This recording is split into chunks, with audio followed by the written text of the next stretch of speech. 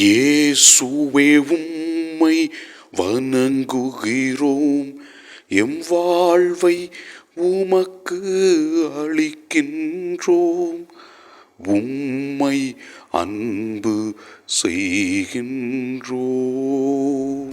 இயேசுவே ஆண்டவரே, நாங்கள் எங்கள் வாழ்க்கையை உள்நோக்கி எதை மாற்றிக்கொள்ள வேண்டுமோ அதை மாற்றிக்கொள்ளக்கூடிய அருளை கொடுத்து மனமாற்றத்திற்கு உதவி செய்கின்ற உமது நல் வார்த்தைகளுக்காக நன்றி சொல்லி உம்மை ஆராதிக்கின்றோம்.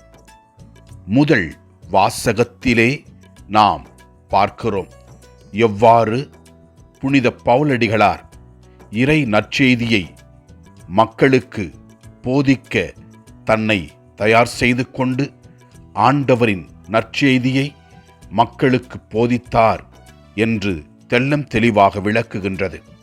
இவ்வாறு நாம் வாசிக்கின்றோம்.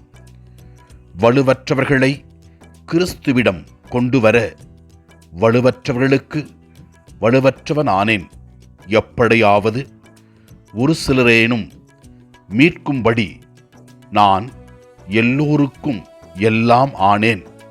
நற்செய்தியால் வரும் ஆசியில் பங்கு பெற வேண்டி நற்செய்திக்காக எல்லாவற்றையும் செய்தேன் என்று கூறுகின்றார். நாம் இதிலிருந்து கற்றுக்கொள்ள வேண்டிய நற்செய்தி என்னவென்றால், கிறிஸ்துவிற்காக நாம் முழுமையாக நம்மை ஒப்புக் கொடுக்க வேண்டும் என்று விளக்குகிறது.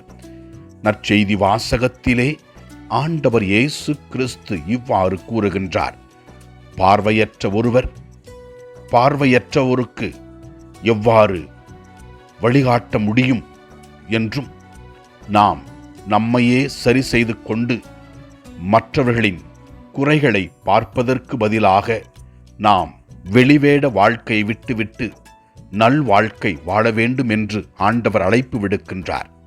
இயேசுவே ஆண்டவரே, உமது அருள் பிரசன்னத்தில் இருக்கிற நாங்கள் ஜெபிக்கிறோம்.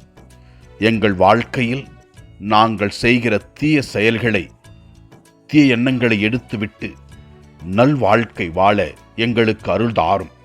ஆண்டவரை நோக்கி நமக்காகவும் நம் குடும்பத்திற்காகவும் உலகத்தில் உள்ளவர்களுக்காகவும் ஜெபிப்போம்.